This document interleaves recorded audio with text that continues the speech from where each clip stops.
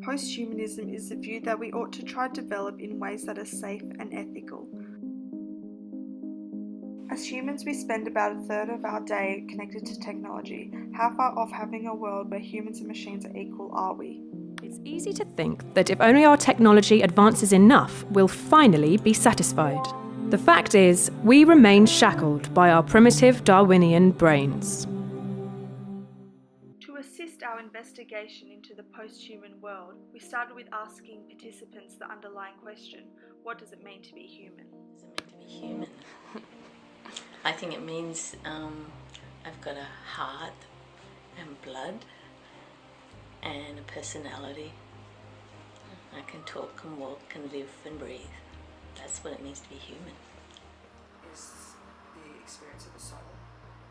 The human experience has, I believe, a sense of emotion and the capacity to experience that emotion, process it, and deal with the existence beyond eating, sleeping, and functioning.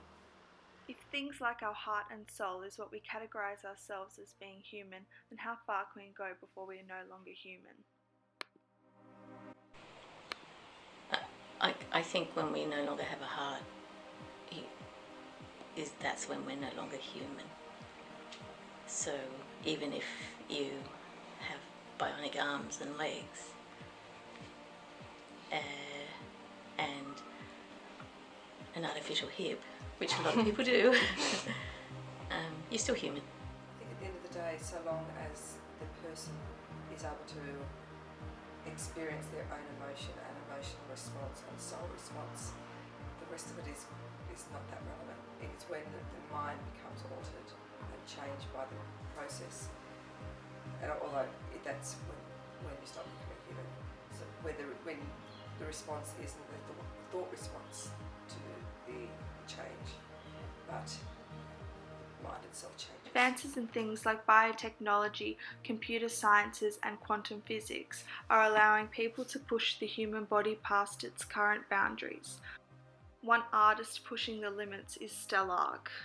Stellark has pushed his own body to the limit in his works, and also has adapted and added to his body in works such as Third Ear on Arm. My name is Stellark and I'm a performance artist, but I've always been interested in using technology in my performances and how that technology adjusts your operation and awareness in the world. I guess it's a general curiosity about what's possible, what's plausible, what pushes the boundaries. So determining, for example, the psychological and physiological parameters of the body, or how one can augment the physical body, the biological body, with prosthetic attachments or robotic extensions, or using instruments that enhance your sensory apparatus.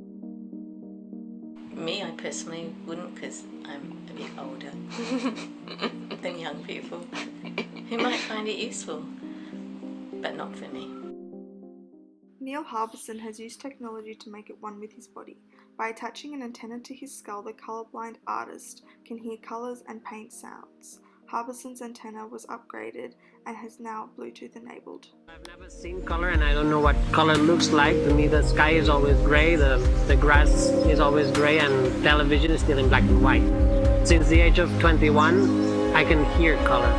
Concerts are a colorful experience and art galleries a musical experience. This antenna allows me to hear the colors in front of me. Light sensor that detects the frequency of the color, and then it sends it to a chip, and then I hear the colors through bone conduction. I dress in a way that it sounds good, so I decide what notes I want to wear. Today, for example, I'm wearing F sharp and C sharp. I suppose again, the antenna aesthetically, as it is to me now, is not attractive because it's the process of normalisation. But I certainly wouldn't have a problem with it as a concept. I think definitely over time that antenna would become small and not seen, and it would just become another function.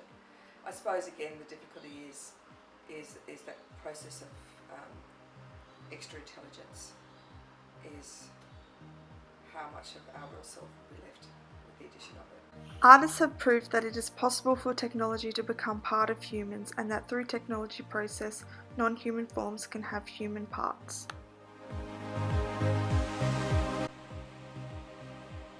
Yeah, I always thought it would be non-human objects becoming humans, but I don't know. Dunno. I think the concept of humans becoming machines is a more terrifying concept for me. I think the notion of